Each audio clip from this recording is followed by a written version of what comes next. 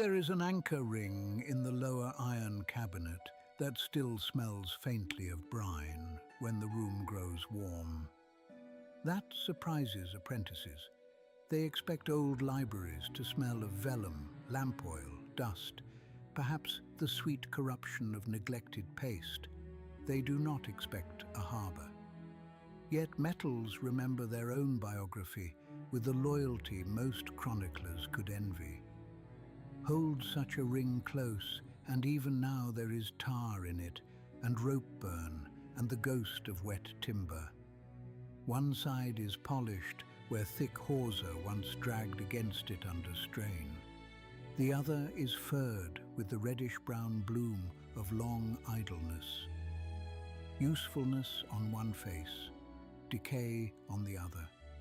A fair summary of many cities, if you are unsentimental enough to admit it. I keep the ring low, below the dynastic cabinets, and well beneath the shelves of jeweled reliquaries, because it belongs to the sort of history that prefers work over splendor. Harbors are honest in that way. A crown may flatter, a harbor invoices. It asks what came in, what went out, who paid, who cheated, who guarded the docks, who skimmed a tariff, who quietly armed a militia under cover of warehouse expansion, who bought grain in a lean year, and who decided that a wall was cheaper than trust. If you wish to understand a frontier that became rich before it became safe, do not begin with its monuments. Begin with its moorings. Welcome back to the hidden stacks. I am Aurelian Cantonine, Baelnorn Law Warden, Registrar of Difficult Continuities, Keeper of Old Iron and Older Grievances, and perennial opponent of every mapmaker who renders a cruel region as though it were merely a blank around a lake. This is the Lich's tale, a Faerûn Lorecast. We remain in our second season, Realms Between Ruins, the long age of kingdoms. In our first season, we traced the grand chronology of Faerûn from contradictory creation traditions and creator race arrogance through cataclysm, draconic and giant dominion, the splendor and fracture of the elder elven world, the crown wars, the founding time, dwarven endurance, human empires, Netheryl's ascent and annihilation. Mythdranor's brave experiment, factions that learned how to survive the death of patrons, the time of troubles, the spell plague, and the Second Sundering's harsh breathing space. This season has been asking a different question. Not merely what happened, but who inherited what remained. Who built atop broken roads, abandoned wards, flooded foundations, old lore, buried tunnels, and griefs too old to be fashionable, yet still young enough to kill. We began with the refusal of emptiness itself. Faerûn, we said, is no virgin wilderness awaiting the first confident claimant with a banner and a surveyor. It is an overwritten manuscript. Then we turned to Jamdath and found a human greatness built not upon floating cities or the patronage of visible gods, but upon disciplined thought, psionic order, and the political uses of cultivated mind. After that, we returned to the Mulan peoples and studied Mulhorand and Unther, where divinity did not remain in temple song, but entered tax, labor, rank, and law. Then the Vilhon Reach taught us how inland waters make rivals of neighbors and financiers of soldiers. Kalimshan showed us deep-time urban continuity, a civilization so old that conquest alters its rulers more readily than its reflexes. The Shun Imperium taught us how empire can become habit, continuing long after wisdom has departed. Amn and Tether placed wealth and bloodline side by side as rival failures of legitimacy. Chult corrected the northern vice of treating elsewhere as picturesque margin. The North taught us how climate and danger become culture. Cormier taught us that monarchy only endures when forced into institutions sterner than romance. And last time, amid the treaty logic of the Dale lands and the appetite of Sembia, we considered the standing stone world, where local freedom and expanding commerce coexist in that most realms-like of arrangements, uneasy, profitable, and one insult away from blood. Tonight, we go somewhere colder in spirit. We go to the Moonsea.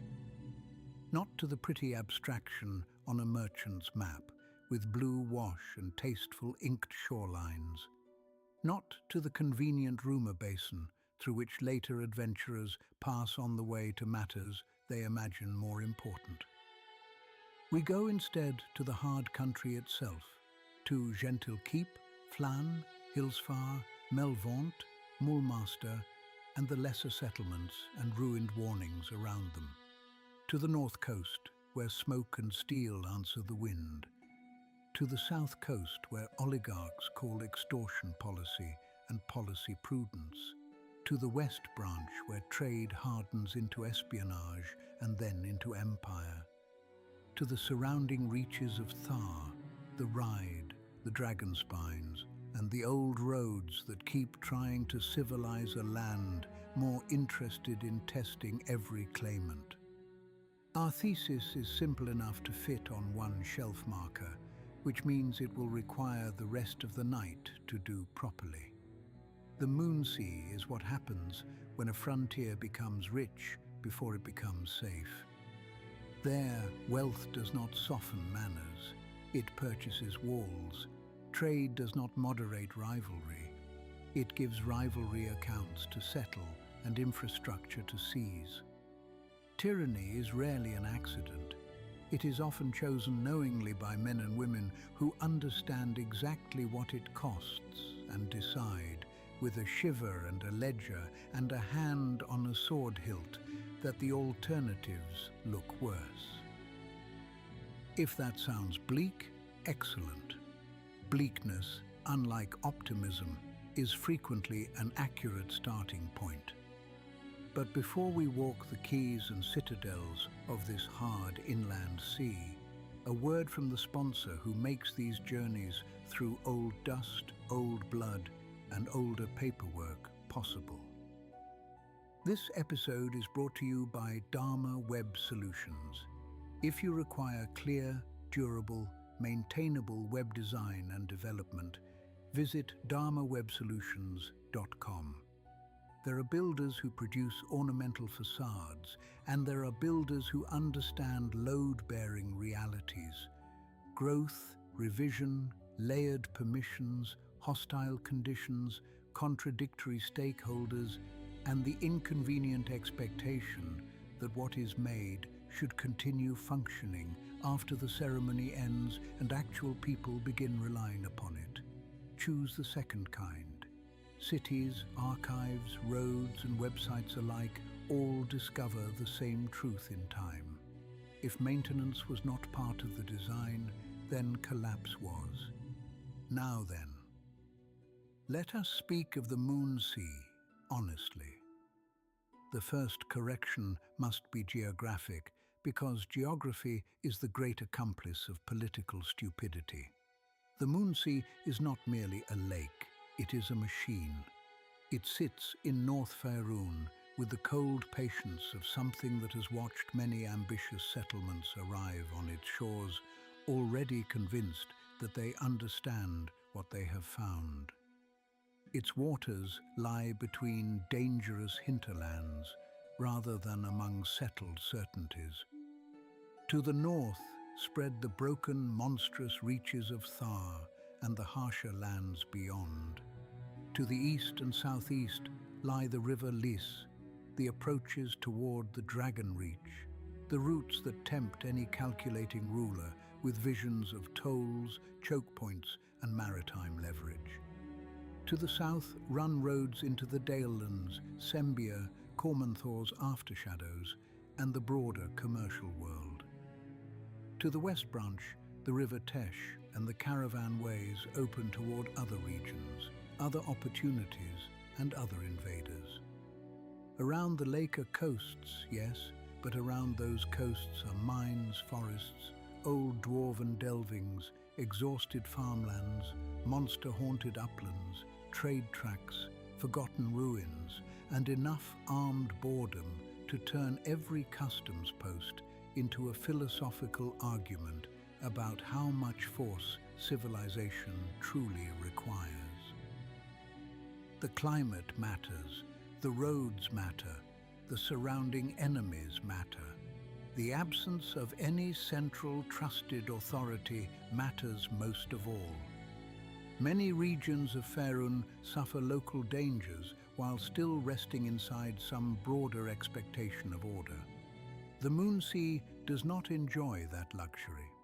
Its city-states must defend themselves, feed themselves, fund themselves, and lie to themselves without reliable expectation that any neighbor will come running in time or come altruistically if it does. This produces a distinct civic temperament.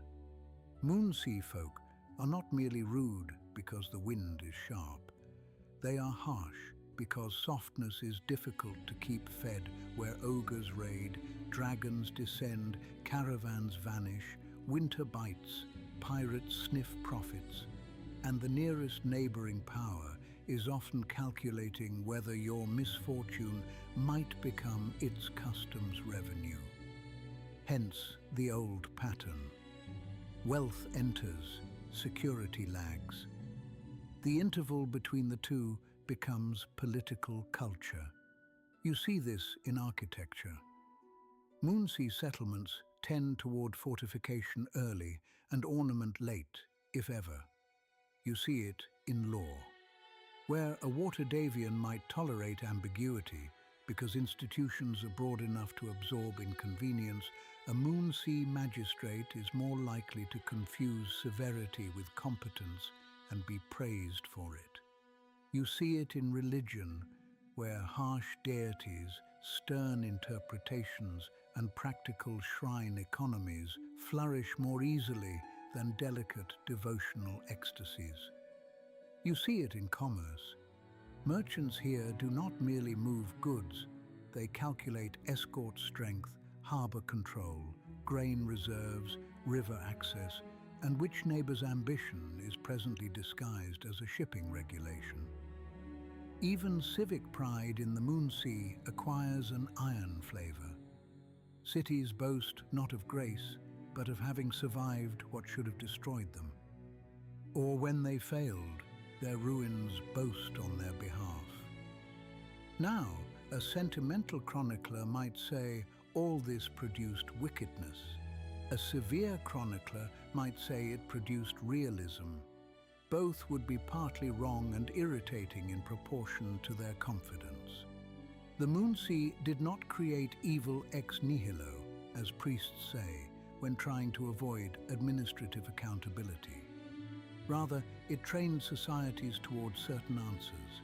It rewarded watchfulness, opportunism, secrecy, militarization, xenophobia, commercial aggression, and the public performance of hardness. Such traits can exist anywhere. Here they became civic virtues often enough to be mistaken for prudence itself. But this is a season about inheritance, and so we must go backward before we go around the shores. Why was the Moonsea frontier at all? Why did wealth arrive into insecurity rather than after stability? Why did these cities behave like armed counting houses and suspicious barracks instead of easy port polities fat with old confidence? Because the region inherited interruption. Long before gentle banners, before Mulmaster's taxes, before Melvaunt's smoke, before Hillsfar's laws and Flan's brave stubbornness, these lands already possessed older absences and deeper claims. Beneath parts of the eastern Moonsea and the Dragon Spines lay the ancient dwarven realm of Sarfil, one of the lost kingdoms under stone, whose tunnels and engineered waterways belong to an order of labor, clan memory, and subterranean design far older than the later human city-states that would reap the mineral wealth of the same country. The dwarves had been there. The elves had contended with them, allied with them, fought beside them, lost beside them. The Underdark had bitten upward through those stories. Then time, invasion, and the long erosion of continuity did what they so often do in the realms. They left tunnels without united crowns, signs carved into mountains without living courts to interpret them, abandoned works beneath later feet, and claims that outlived the institutions able to enforce them. Elsewhere around the basin, older human polities flickered and failed. The realm of Teshar emerged in the region before the familiar Moonsea cities took shape. Northkeep, founded in 348 DR, became the first human-built settlement upon the Moonsea in recorded history, a bold island city and a jumping-off point for northern ventures. Boldness, however, is merely a decorative word for exposure when it outruns strategic modesty. Northkeep flourished brightly enough to attract the hatred of powers who preferred humanity contained. In 400 DR, the city was assaulted by the Dark Alliance and then sunk beneath the waters in an act whose brutality ought to have instructed the entire region for centuries. Indeed, in many ways it did. One does not lightly forget that a city can be not merely stormed or starved, but drowned into history by enemies sufficiently numerous, coordinated, and vindictive.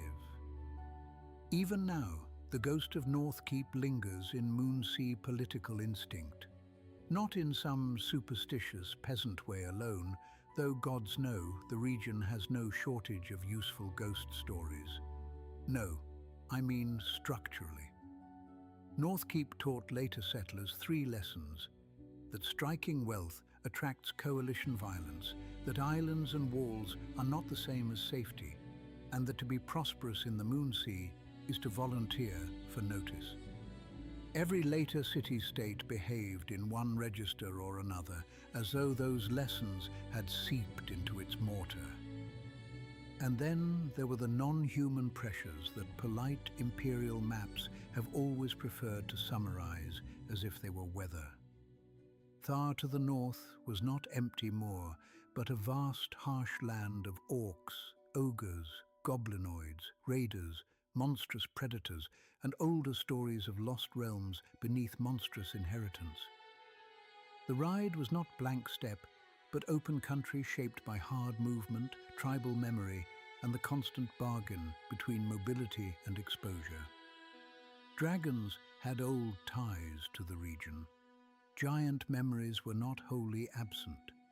Drow roots, subterranean strongholds, and ancient underways pressed near the margins of later settlement. The Moonsea's coasts, in other words, did not front a tame hinterland awaiting orderly development. They bordered appetite. That appetite mattered because the Moonsea was rich. This is the second great fact. Hard regions may stay poor and therefore obscure. The Moonsea had the discourtesy to be useful. Metal came out of the surrounding highlands.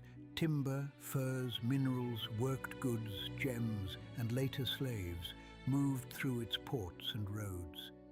Trade routes tied the sea to Cormyr and the Dales, to the south, to Sembia's voracious commercial mind, to the Dragon Reach and Sea of Fallen Stars through the River Lys, and westward through the Tesh Valley and beyond. Control of one harbour could mean leverage over several inland economies. Access to the river systems meant influence over what reached markets elsewhere. Even a city too small to dominate militarily might enrich itself by standing in the right place with sufficient walls and insufficient conscience. Thus, the Moonsea became not a peaceful commonwealth, but a basin of competing extractions. Each city knew that its neighbor's prosperity might fund the very army that would later seize a toll bridge, corrupt a customs office, raid a convoy, fund mercenaries, bribe a ruling council, or preach a harsher doctrine of civic necessity. Trade here never became the opposite of war. It became one of war's primary grammars. This is why I called the region a political furnace. And furnaces do not produce identical ingots. The Moonsea's cities developed different civic personalities according to where they sat, what they feared most, and which institutions first succeeded in protecting profit. Flann became the emblem of ruin and rebuilding. Gentle keep turned merchant fortification into militarized ambition and then into organized regional manipulation. Hillsfar became a trade hub so important that it could afford to confuse commercial centrality with moral exemption. Melvaunt grew into smoke, smithcraft, noble mercantilism, and hired force. Mulmaster cultivated authoritarian oligarchy with a bureaucrat's relish and a spy's patience. Smaller cities and ruined warnings, Hulburg, Sullasprin, Ulash, Thentia, Vunlar, Elventree and others, each complicated the pattern, but the larger names are enough to teach the lesson. Let us take them in turn, beginning with the city that perhaps best captures the Moonsea's refusal to stay dead. Flann. Flann was founded in 367 DR as a trading outpost between the elves of Myth-Drannor and the dwarves of the Dragonspine Mountains. That alone should already tell you something important. The city's origin was intermediary, not sovereign. It began as a point of exchange between older powers and different economies. Such places can prosper quickly. They can also become very good at mistaking their borrowed importance for intrinsic invulnerability. Yet Flann never enjoyed invulnerability. It endured cycles. Built atop Valjevo Isle, at the mouth of the Stojanov, Flann occupied an enviable position and therefore an indefensible one in the larger historical sense. It had access to trade. It had roots inland. It touched mineral wealth and maritime opportunity. It could serve merchants, smiths, river traffic, and coastal shipping. It could also be targeted from land, from sea, from beneath, or from whatever grim combination of those methods the age happened to prefer. Cities elsewhere in Faerûn often accumulate prestige through continuity. Flann accumulated identity through reconstruction. That distinction matters. A city of continuity says, "We have always been." A city of reconstruction says, "We are still here." The difference enters the bones of its people. Repeated ruin did not make Flann meaningless. It made the city's meaning inseparable from stubbornness. Again and again, the place was attacked, despoiled, corrupted, depopulated, partitioned, infested, or manipulated by powers that saw in its position something worth exploiting. Again and again, people returned. Some returned for profit, which is never to be underestimated as an urban motive. Some returned because trade routes still converged there. Some returned because a ruined city, precisely by being ruined, promises opportunities unavailable in places already settled into respectable boredom. There are fortunes to be made where land titles are confused, where old districts may be reclaimed, where monsters can be cleared for bounty, where the dead left strong rooms, where the merely displaced hope to become founders upon the second attempt. Flann therefore offers one of the clearest examples in Faerûn of why ruined wealth is not an ending condition. Ruined wealth is an invitation. By the 14th century, Flann had become notorious for this. The city was divided in practice between a civilized district still clinging to order and vast ruined reaches overrun by monsters and opportunists. That image has delighted adventurers for generations, which only proves once again that adventurers are often connoisseurs of municipal distress. Yet beneath the romantic crust lies serious political logic. A city half reclaimed and half lost generates peculiar forms of governance.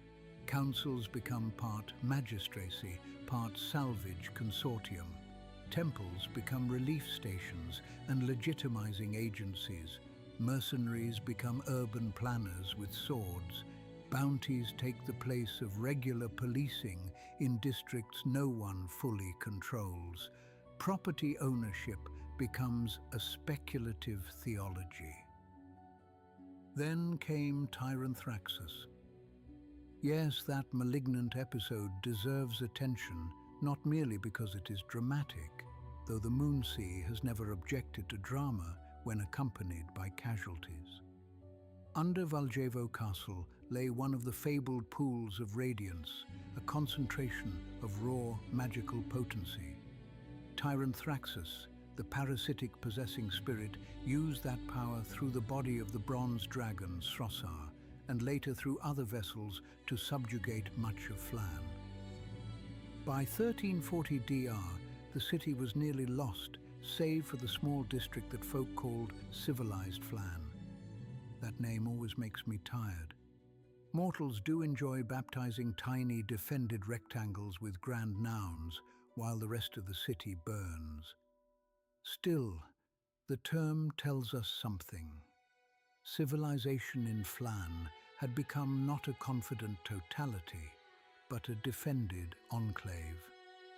What followed is even more revealing. New councils formed, bounties were offered, adventurers flocked in to clear monsters from the streets. Political authority rode upon salvage and military recovery. That pattern, civil structures outsourcing reclamation to bands of armed freelancers, has made Flann beloved by storytellers and invaluable to historians. It demonstrates, in unusually naked form, what many frontier cities hide beneath ceremony. When institutions weaken, freelance power becomes a civic necessity. Later ages across Faerûn would replicate the pattern in softer tones. Flann performed it openly, with debris still warm. Even after the defeat of Tyrant Thraxus's hold, Flann did not receive the reward stability is forever promising to the diligent and seldom delivering. In 1350, D.R. Bane sought to drag Flann and other Moonsea cities into his designs, seeking power through their suffering. Again, the city became battleground, soul farm, strategic object rather than respected polity. Again, heroes intervened. Again, the city was saved in the narrowest sense and left burdened in the broader one. Do you begin to see why Flann matters? Not because it was the strongest Moonsea city. It was not. Not because it was the cruelest. It was not. Not because it controlled the region. It never did. Flann matters because it displays with excruciating clarity the relationship between ruin, wealth, and improvisational order. Where another city built legitimacy from continuity, Flann built it from return. That makes it, paradoxically, one of the most honest Moonsea cities. It never had the luxury of pretending safety was natural. In such a place, daily life grows peculiar. Respectable citizens learn to live beside districts they do not fully control. The temple bell and the bounty notice become neighboring instruments of order. The dock worker, caravan factor, small merchant, priest and guard all understand that a city wall is not a completed sentence, but an argument resumed each dawn. Children grow up hearing stories of which quarter was once lost, which street had to be retaken, which noble line profited from reconstruction, which monsters still lurk in the underworks, which ruined hall might yet contain salvage. Imagine what such knowledge does to civic psychology. People become practical, brave sometimes, cynical frequently, open to adventurers, but only because the alternatives are extinction and unpaid taxes. That, my apprentice, is not romance. It is municipal adaptation under repeated duress. If Flan teaches us what a frontier city looks like when ruin remains visible, Gentle Keep teaches us what happens when fear of ruin is organized, professionalized, armed, taxed, sanctified, and then sent outward as regional policy. Gentle Keep began around 640 DR as a trading camp on the north side of the Moonsea at the mouth of the River Tesh. Its original function was not imperial at all. It existed to facilitate trade with the Iron House dwarves of Tethiamar's mines. There is a lesson there, and I would like you to keep it in the front of your mind because it recurs throughout Faerûn with depressing regularity. Many later tyrannies begin as practical intermediaries. A fort, a toll station, a protected warehouse district, a camp arranged to reduce danger on a profitable route. The earliest arguments in favor of such places are usually quite sensible. We need patrols, we need walls, we need storage, we need regular schedules and enforceable contracts. We need someone with enough force to keep goblins from undoing the week's commerce. And often, for a time, that is exactly what is built. Gentle Keep's early growth followed this frontier logic. A ship owner named Olafar Flostren began fortifying the encampment in the 8th century and proved that security attracted investment. Then Sembian merchants purchased the holding, raised larger defenses, created a ruling structure of 12 lords, and set the place on the path from camp to city. Already the characteristic Moonsea transformation is visible.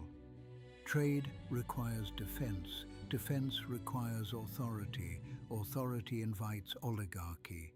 Oligarchy soon discovers how much easier profit becomes when law and militia can be made to cooperate. At this stage, a gullible chronicler might still have predicted a merely wealthy port. The Moonsea, however, rarely stops at merely anything. Gentle Keep's location made it old in the market sense, if not yet in stone. It touched the River Tesh, which meant contact westward and inland. It could receive goods from the northern and eastern mineral zones while sending influence south and west. It lay farther from some of the immediate monstrous depredations than more exposed northern coastal camps, which meant it could accumulate strength instead of spending every good season merely surviving into autumn.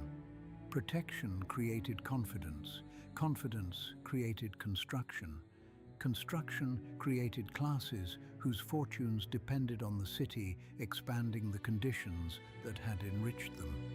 Then came the crucial shift. The city began to think of security not as a local necessity, but as a transferable instrument. This is where Gentle Keep parts company with more limited city-states. A prudent frontier oligarchy fortifies itself. Gentle Keep learned to export compulsion. Its rulers realized that control of trade routes, intimidation of neighbors, manipulation of threats, and command of organized soldiers could make other cities dependent without immediate annexation. Economic leverage and military capacity began to reinforce one another. The standing army that later generations would know as the Gentilar grew out of this civic metabolism. Not just fighters, mind you, but a permanent instrument by which urban ambition could survive the death of any particular merchant consensus. Once a city can maintain a powerful standing force, that force begins exerting backward pressure on politics. Taxes, doctrine, trade, and diplomacy reorganize themselves around the need to sustain what is now being treated as indispensable. I have watched this happen in many ages. Mortals always say the same thing at first. The troops are necessary. The patrols are regrettable, but unavoidable. The expansion of command structure is temporary. The exceptional levy will be lifted after the present emergency. The neighboring settlements' customs, council, clergy, and militia need not be abolished, merely aligned.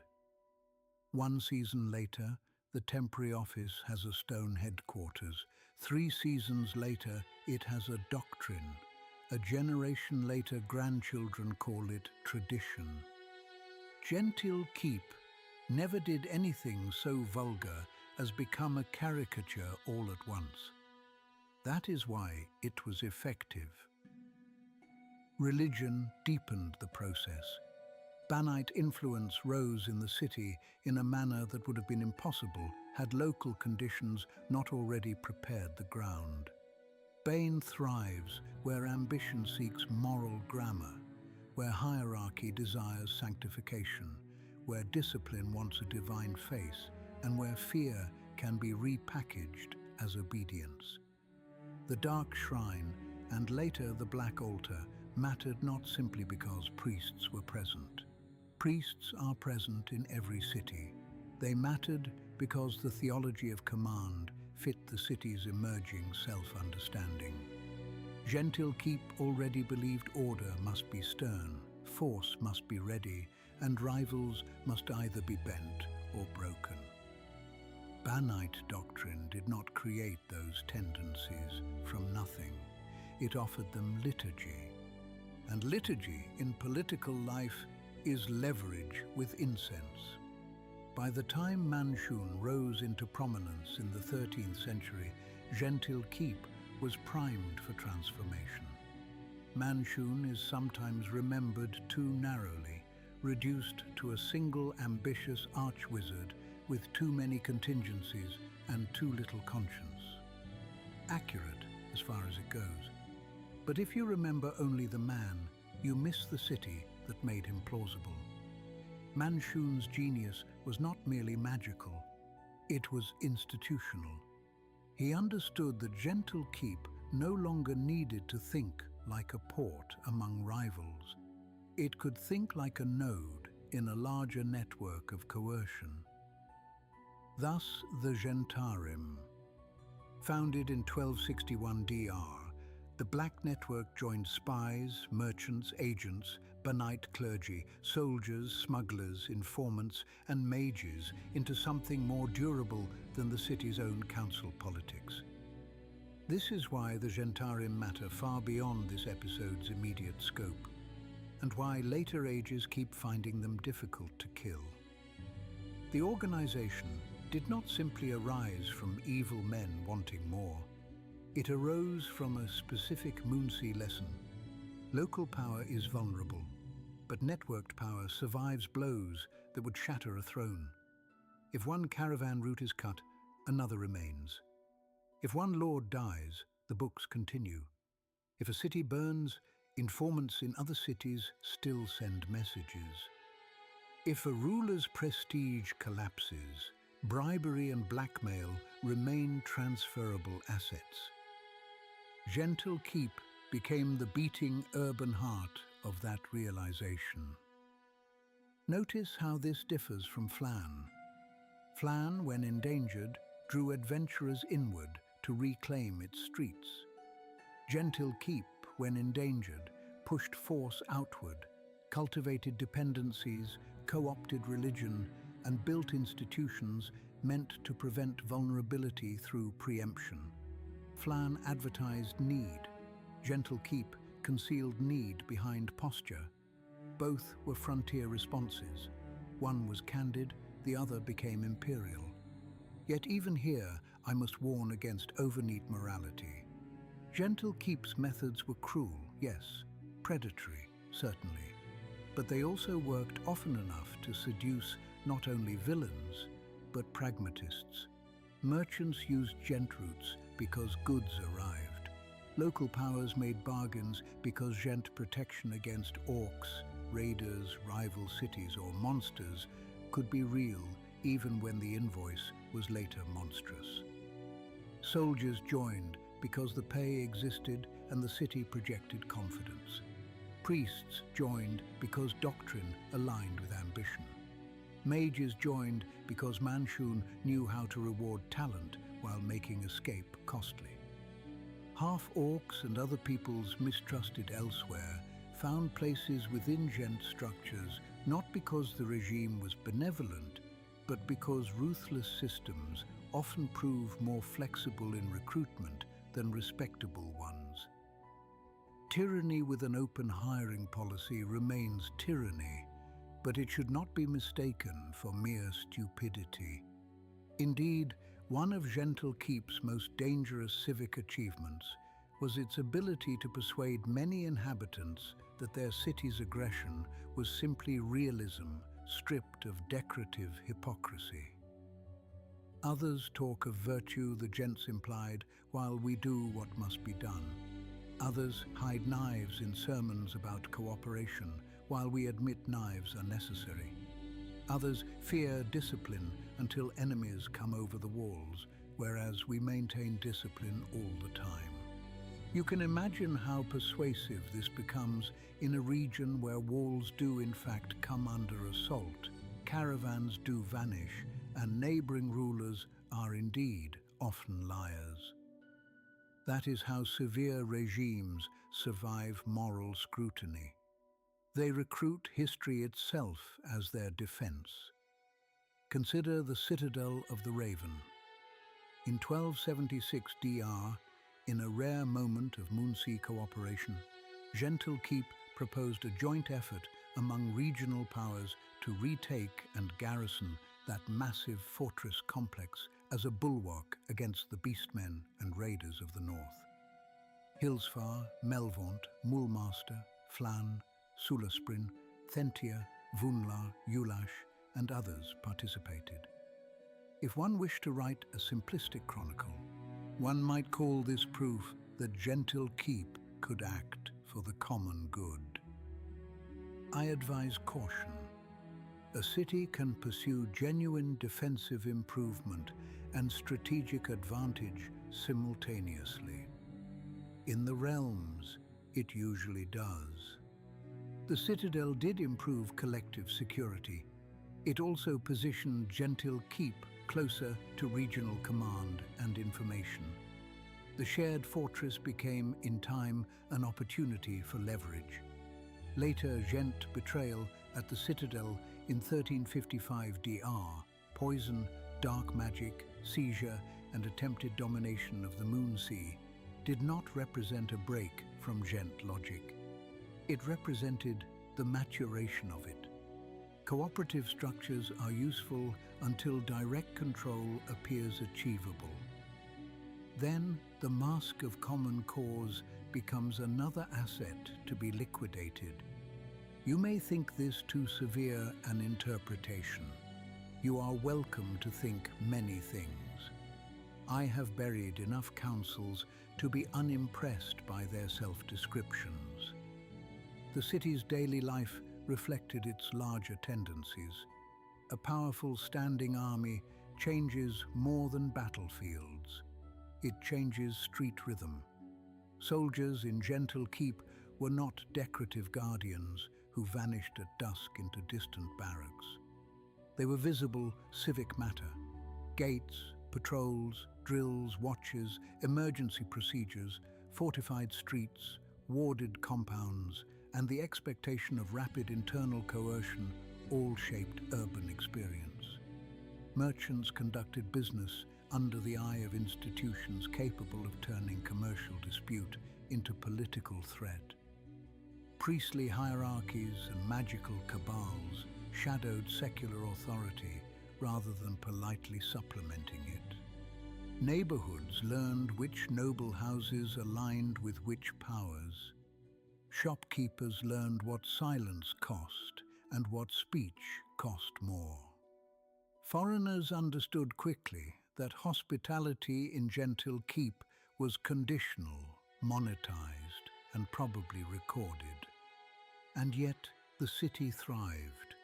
I insist on this because moral disgust too easily becomes explanatory laziness. Gentle Keep was not powerful despite being cruel.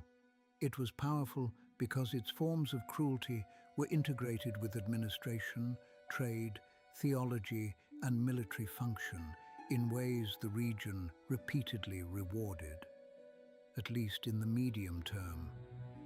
Caravans were protected when it served policy.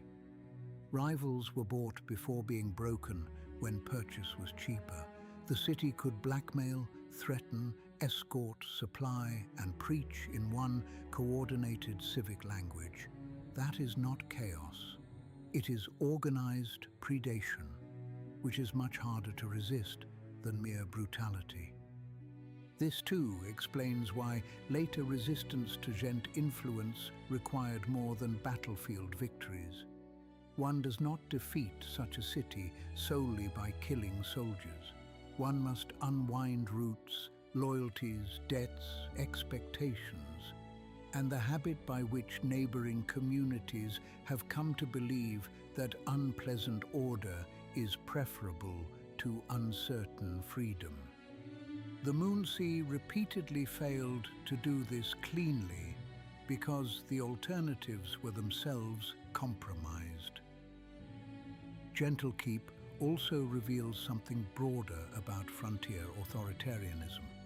Such systems often present themselves as guardians of ordinary folk against an unusually harsh world. Sometimes they are not wholly lying. A caravan truly may travel more safely under Gent contract. An outlying village truly may survive because a brutal power finds it useful to keep a road open. A merchant truly may recover losses because local thieves fear Gent reprisals. That partial truth is the system's shield. Critics who deny the reality of these benefits are dismissed as naive, but the benefits are arranged so that dependency deepens, autonomy shrinks, and every solution to insecurity arrives, carrying another link in the chain. That is why Gentle Keep belongs in any serious study of the Moonsea. It is not simply one city among several.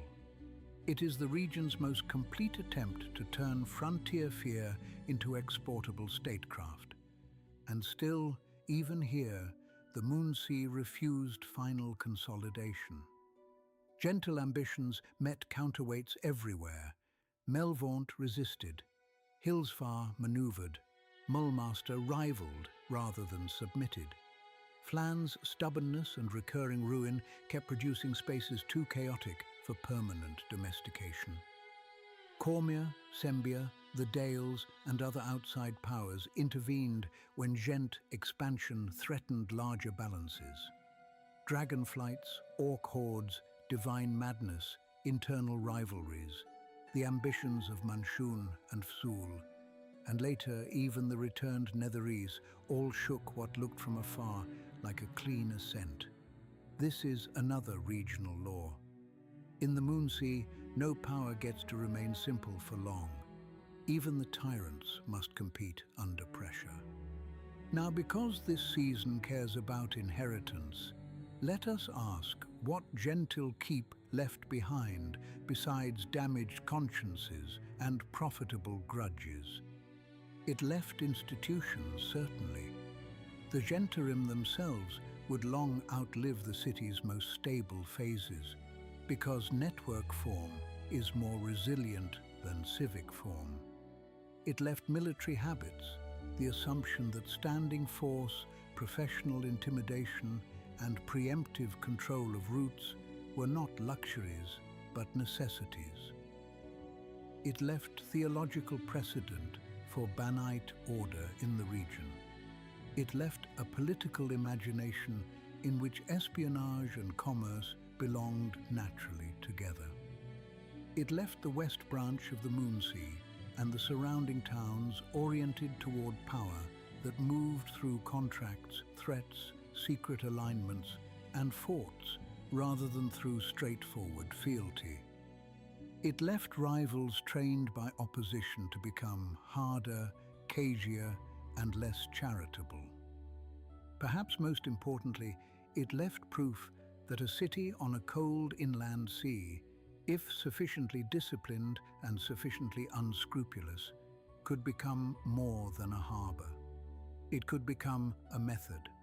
Methods are always harder to kill than places. And once the Moonsea had seen that done successfully, its other cities drew their own conclusions. Not identical conclusions, never that, but related ones. Hillsfar learned one answer, Mulmaster another, Melvaunt a third. Each would build a different bargain between trade and coercion, money and arms, civic pride and deliberate cruelty.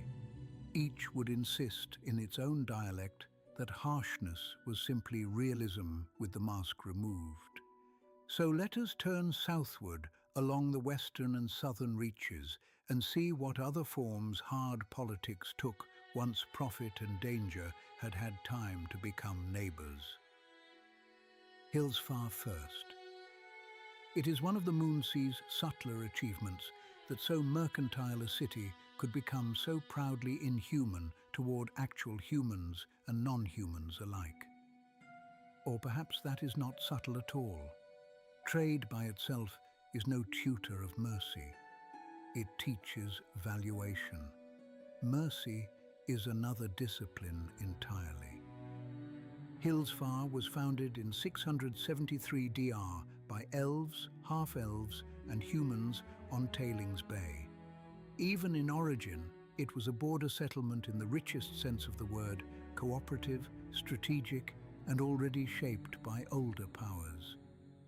The city existed to trade with dwarven settlers who had recently come out of Myth Drana into the Scarp at Tailings Bay to keep drow from gaining ground in the region and to watch over the crypt of Moanda. Note the ingredients: commerce, military vigilance, and sacred dread. Such combinations rarely produce easygoing republics. What I find most revealing is the city's first political arrangement. Representatives of the elven court sat alongside men and half-elves in the city's governance, giving the court some measure of influence. Hillsfar, in other words, did not begin as a purely human mercantile machine. It began as a negotiated frontier settlement under mixed authority, bound to older elven and dwarven realities, conscious of subterranean threat, and deliberately placed to mediate among peoples, routes, and dangers. Many later Hillfarians preferred to forget this. That forgetting was not accidental. Cities often rewrite their founding when later identities grow embarrassed by former dependence. Hillsfar's eventual human supremacist tendencies and later explicit exclusionary law under Malthir become much harder to justify if one remembers that elves, half-elves, and humans together raised the place for cooperative reasons. better, from a tyrant's point of view, to cultivate the myth of pure civic self-creation and portray all current intolerance as the natural flowering of some original truth. History, alas, is rude to such stories. Hillsfar's position made it a natural trade hub. Much of the Moonsea's commerce passed through it in the hands of middlemen and intermediary merchants. This is one of those bland sentences sages write when they wish not to alarm anyone, and it obscures an entire civic psychology. A city that sits astride flows of goods becomes habituated to control without needing open conquest. It does not need to annex every mine if it can handle the refined metal. It does not need to seize every pelt if furs pass through its warehouses. It does not need to flatter every neighboring settlement if those neighbors still require its factors, docks, and commercial connections. Intermediary status breeds a special arrogance. One begins to imagine oneself indispensable and therefore entitled to tell surrounding peoples what rules ought to govern exchange, movement, and belonging. Hillsfar's famous Great Law of Trade distilled this mentality beautifully. Do not interfere with legitimate trade. Sensible, one might say, civilized even, orderly. So it appears until one notices what the law does not define. Who decides what is legitimate? Who classifies interference? Who benefits when trade is treated not as one civic function among many, but as a kind of sacred artery whose uninterrupted flow justifies other harsh measures? The answer, as so often, is those already closest to power. Under Malthair in the later 14th century, Hillsfar paired the Great Law of Trade with the Great Law of Humanity. Only humans are allowed within Hillsfar. There you have the city's political theology in miniature. Wealth must move. People may be sorted. Commerce is holy. Community is conditional. Profit is presented as universal, while actual inhabitants are filtered according to prejudice and policy. This is one of the clearest instances in the realms of a state announcing, with almost offensive candor, that it prefers circulation of goods to coexistence of persons. And yet, do not imagine this as mere madness. Xenophobia in Hillsfar was not only the personal spite of Malthair, though he possessed that in abundance. It was also a particular answer to Moonsea insecurity. A city that serves as trading nexus and military node is perpetually afraid of infiltration, contamination, espionage, and divided loyalty. Add to that a regional memory full of drow threat, shapeshifters, cults, spies, marauding humanoids, and rival powers, and one sees how quickly screening for security becomes broad ethnic cruelty. Malthair did not invent the fear that others might use openness against Hillsfar. He weaponized it, simplified it, and converted it into civic identity. This is what bad rulers so often do best. They take a complicated anxiety and offer a brutal shorthand. The Red Plumes, his mercenary force, made the shorthand practical. Hillsfar's security was not merely a matter of walls and gates.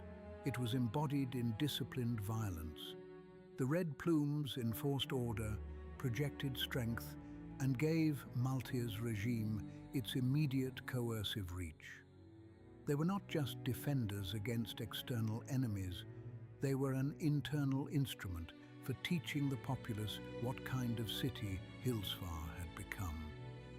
When halflings were violently expelled, when non-humans were barred, when fear took administrative form, it was not philosophy doing the work, it was armed men. Observe the pattern here. In Gentle Keep, Standing troops and networked manipulation supported outward ambition.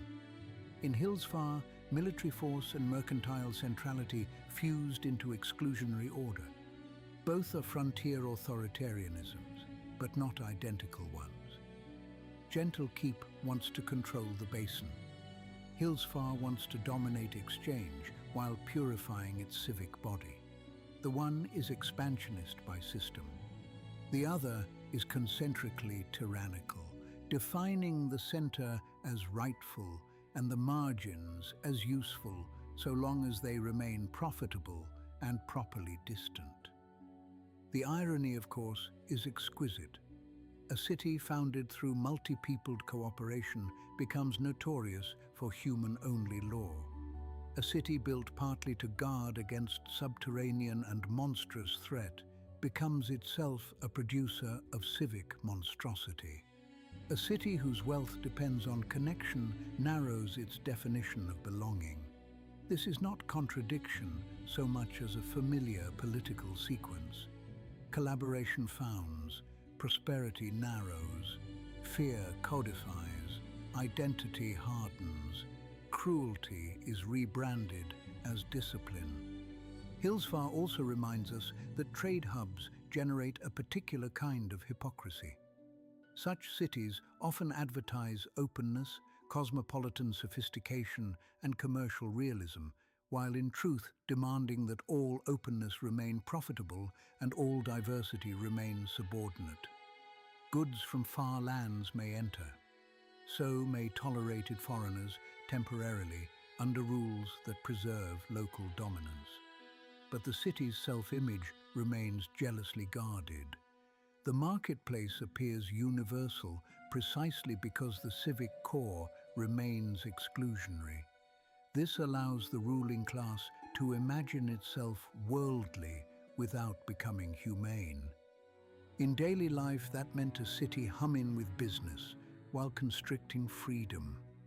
Middlemen, dock workers, factors, carters, drovers, guards, money changers and craftspeople all operated under the promise that Hillsfar was where commerce became opportunity. Yet many lived with constant surveillance, arbitrary severity, or the knowledge that the city's law could define them out of belonging if power shifted one more degree against them. The harbour bustled, the streets watched, wealth moved, people measured their speech. This is important because outsiders often misunderstand the relationship between prosperity and oppression. They imagine oppression as economically stupid, as though cruelty must finally interrupt business because cruelty is messy. A charming hope. In truth, some kinds of oppression are highly systematized and therefore compatible with strong commercial performance, at least until the moral rot begins to weaken broader legitimacy or provoke destabilizing resistance. Hillsfar, for long stretches, managed to be wealthy, well-connected, and vicious at once. The Red Plumes did not stifle trade. They guaranteed a version of trade. Malthia's laws did not abolish order. They selected whom order served. Even the city's later troubles, the dragon in 1356, the pool of radiance that emerged in 1369, the exposed alliances and continuing resentment, fit the Moonsea pattern. Hard cities do not become safe because they act harshly. They simply ensure that when crisis comes, the response is already militarized. Every city around the Moonsea shares this tendency in some measure. Hillsfar made it elegant in the ugly way that only mercantile authoritarianism can. A clean law, a guarded harbour, a moral stain carried out with bureaucratic confidence. If Hillsfar shows how commerce tries to become a criterion of humanity, Mulmaster shows what happens when command itself becomes a civic aesthetic. Mulmaster was founded in 934 DR as a secured trading fort linking the Moonsea and the Dragon Reach by means of the River Lich. That river matters immensely. A ruler who controls access between the Moonsea basin and the wider eastern trade world can imagine himself not merely a city lord, but a steward or extortionist of a corridor. The River Lich is not just water, it is leverage made liquid. Mulmaster understood this from the beginning and never acquired the modesty to deny it. The city is often called the City of Danger, which at first sounds like the sort of flourish invented by second-rate bards trying to improve a harbour with adjectives. In Mulmaster's case, however, the phrase proves almost administrative. Danger there is not merely the presence of crime or intrigue, it is the organizing atmosphere. The city does not hide its predatory character from those attentive enough to smell it in the taxes, the permits, the council intrigues, the watches extortion, and the palpable competition that charges even ordinary conversation. Mulmaster's government crystallized into a dictatorial oligarchy led by the High Blade and the Council of Blades.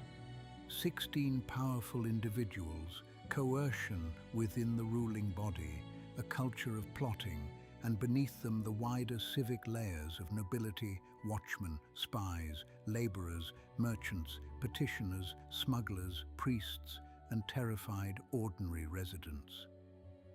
It is not the same as Gentle Keep structure, nor Hillsfar's. Mulmaster is less network imperial than the first, less commercially sanctimonious than the second. It is instead magnificently naked in its devotion to ruthless internal hierarchy. Where Hillsfar dresses severity in mercantile necessity, Mulmaster often flaunts severity as proof of seriousness. Its watch, by many accounts, served little better than hired goons for those wealthy enough to buy their attention. Corruption did not embarrass the city. It functioned as one of its lesser circulatory systems. The poor were not protected from predation by the state so much as preyed upon within a structure the state found acceptable. Petty crime was everywhere, yet organized threats that challenged elite authority were crushed. This distinction is vital. Mulmaster did not seek a peaceful city. It sought a city where sanctioned predation outranked unsanctioned predation. Taxes in Mulmaster became infamous. Permits, levies, fees, permissions. There is something almost artistic in the city's ability to monetize irritation. Even performance required official leave and taxation. One senses in such habits not mere greed, but a worldview. Everything visible within the city is presumed to pass, however briefly, through the hand of power. If you sing, you pay. If you dock, you pay. If you import, you pay. If you wish not to be noticed, you probably pay even more. Civic life becomes a sequence of acknowledgements that authority is present and expensive. Then there is magic. Mulmaster's treatment of arcane practitioners belongs among the more revealing political arrangements in Faerûn. The Brotherhood of the Cloak gathered significant spellcasters into an official structure under civic supervision. This was not a collegium of cheerful scholars exchanging formulae over mulled wine. It was a regulatory monopoly. Magic was too dangerous, too useful, and too politically potent to be left wandering around in private hands. Therefore, it was licensed, watched, incorporated, and used. Cloaks could serve as overseers, investigators, and extensions of regime intelligence. Those who left the organization or refused its strictures became threats not merely to magical order, but to the state's sense of itself. Again, we see the Moonsea lesson. Dangerous capacities are not prohibited when they can be conscripted. Mulmaster's rulers were not afraid of magic in the abstract. They were afraid of uncontrolled magic. There is a difference, and it explains much of Faerûn's larger history. Time and again, states confronted by overwhelming force, arcane, divine, military, economic, decide not to destroy it, but to housebreak it. The Brotherhood of the Cloak represents housebroken wizardry under oligarchic suspicion. It also reveals why Mulmaster could feel at once brutally mundane and deeply enchanted. The city taxes cargo and mines alike. The Hawks, its clandestine spies, assassins and saboteurs, completed the picture. Where force could not reach openly, secret operation could. Mulmaster's ambition traveled beyond its walls through deniable hands. Here it resembles Gentil Keep more closely, though Mulmaster's methods remain more classically oligarchic than networked. It wants superiority, influence, advantage, intimidation. It is less interested than the Gents in remaking the whole basin under a single durable apparatus. More interested in ensuring that no one else enjoys uncontested primacy. Then came the Moonsea War of 1306.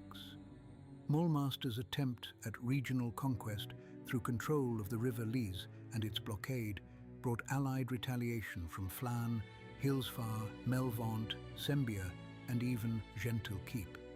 That alliance should amuse you. In the Moonsea, rivals unite not because affection blossoms, but because one power has miscalculated badly enough to frighten the others into temporary virtue. Mulmaster's defeat did not make it humble. Such experiences seldom do. But it clarified for the region that choke points become flashpoints. Whoever tries to monopolize basin trade too obviously invites coalition. After the era of early monarchs, Mulmaster's line of high blades turned especially instructive. One after another, rulers rose by intrigue, force, blackmail, poisoning, or carefully prepared dishonor. This is sometimes narrated as instability, and certainly it was, but it was also continuity of a different kind. Mulmaster stabilized the principle that rule belongs to whoever can dominate the ruling class and make the city continue functioning. In some monarchies, succession crisis is a rupture. In Mulmaster, it became almost a governing custom. Selfaril Wumdolfin embodied the mature style of Mulmasterite power in the 14th century. Calculating, politically aggressive, capable of alliance-making and overreach in equal measure, he turned the city into a study in high authoritarian opportunism. His defeats, such as the destruction of the new fleet by Gent forces, did not erase the regime's character. They sharpened it. Mulmaster learned, as Moonsea cities so often do, to metabolize humiliation into new plotting rather than repentance.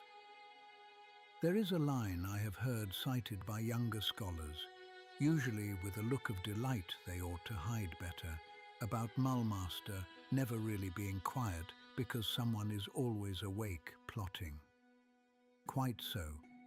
What they often miss is that constant plotting is not evidence of vitality alone. It is also evidence of insecurity institutionalized. In cities where legitimacy runs deep, intrigue may still flourish, but not every conversation vibrates with existential calculation. In Mulmaster, calculation was civic weather. Nobles plotted, merchants plotted, cloaks plotted, the watch extorted and plotted. Neighboring powers plotted in response. The citizen who did not plot at least learned how to survive among those who did. This shaped daily life as surely as any law. Ordinary Mulmasterites lived in a world where regulations could bite, where bribes could smooth or doom, where nobles expected deference, where watchmen might serve private as well as public masters, where guild interests and state interests braided together, and where magic watched from towers. Poverty did not remove one from politics. It merely changed the direction from which politics struck.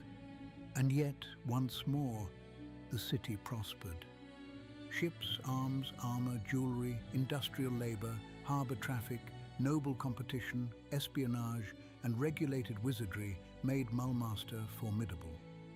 Like Hillsfar and Gentle Keep, it demonstrates a principle many tender-hearted historians resist. A cruel state can be administratively competent in select domains. It can maintain roads, enforce taxes, supervise docks, regulate dangerous practitioners, and still be a moral sewer. Indeed, its competence in those areas may deepen the misery of those compelled to live efficiently under it. Mulmaster also illuminates the difference between conquest and dominance. Despite its recurrent imperial posture, the city often controlled little land beyond its walls for much of its history. That fact did not make it weak. It made it concentrated. Mulmaster's power lay in strategic location, commercial leverage, coercive institutions, and the capacity to affect surrounding settlements disproportionate to any broad territorial realm. This is a quintessential city-state pattern. Kingdoms seek breadth. Cities like Mulmaster seek chokehold. Now set Hillsfar beside Mulmaster and observe the instructive contrast. Hillsfar is a trade hub that moralizes its exclusions. Mulmaster is an oligarchic fortress city that monetizes and coercively administers everything it can touch.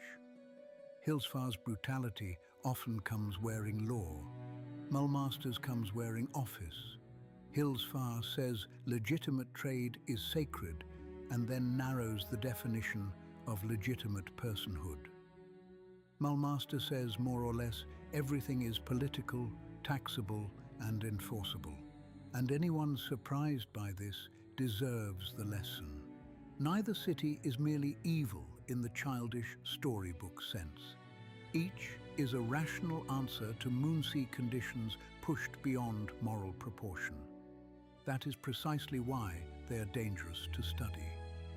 Lesser minds hear such an analysis and conclude that tyranny is justified by hard terrain. It is not. Hard terrain explains why certain temptations become credible. It does not sanctify surrendering to them. Still, if you wish to understand why cruelty in the Moonsea is so often chosen knowingly rather than by accident, these two cities are indispensable. Their rulers are not bumping into brutality while reaching for peace. They know what they are doing. They have counted the cost. They simply count other gains as greater. The region will not allow them to rest in that conclusion for long. Rival cities remain. External powers interfere. Monsters do not honor tariffs. Gods meddle. Dragons fall from the sky. Pools of raw magic awaken. The most carefully rationed cruelty still cannot guarantee security in Faerûn. Yet for a season, for a decade, sometimes for a generation, it can produce frighteningly durable results. And as we move north again to Melvaunt and back westward through the wider basin, we shall see that even cities which style themselves more mercantile than tyrannical are not exempt from the Moonsea's education. They simply graduate in different uniforms. Melvaunt, by contrast, likes to pretend it is too practical for ideology. Do not believe cities when they tell you this. Pragmatism is often only ideology with soot on its sleeves. Melvaunt stood on the northern coast where the Tormal River opened into the Moonsea, east of the Bay of Flann and south of the Moonwatch Hills. Roads linked it west to Flann, east to Thentia, and north through perilous country toward Thar and the upland routes. The city became renowned for smithing, metalworking, and the mercantile traffic that attends any place capable of turning raw mineral wealth into saleable arms.